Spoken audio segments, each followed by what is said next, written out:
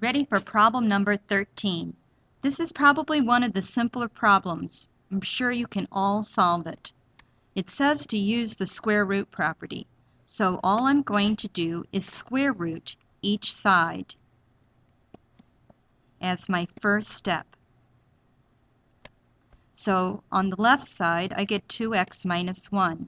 On the right side, I'm going to have plus or minus root 3. I want to keep on solving for x, so I'll add 1 to each side. So then I get 2x equals 1 plus or minus square root 3. And last, solving for x, I would divide by 2, and then my exact answer is x equals 1 plus or minus root 3 divided by 2. Those are our exact answers. But exact answers with square root 3 aren't very easy to graph. So what I'd like for you to do next is to find the approximate answers. So what you will need to do is put in your calculator 1 plus square root 3 divided by 2. When you input this in your calculator, you will need to put parentheses around the numerator to ensure that the division is done correctly. So I'm going ahead and putting that into my calculator, and I get an approximate answer for this of 1.366.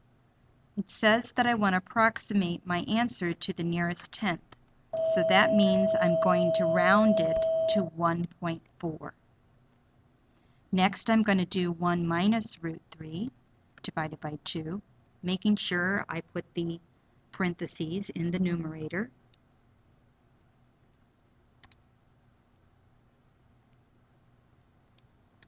And for that one, I get an answer of negative 0.366. I'll round that answer to negative 0.4. So those are my two approximate answers. Last, I'm going to go ahead and graph this using my calculator.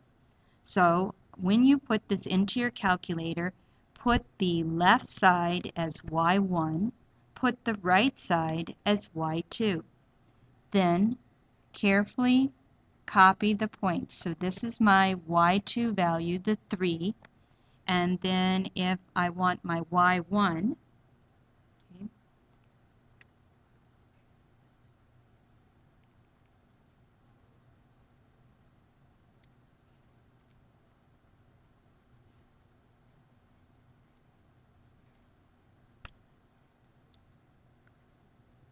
see my y1 at the 1/2, and then it intersects here, here.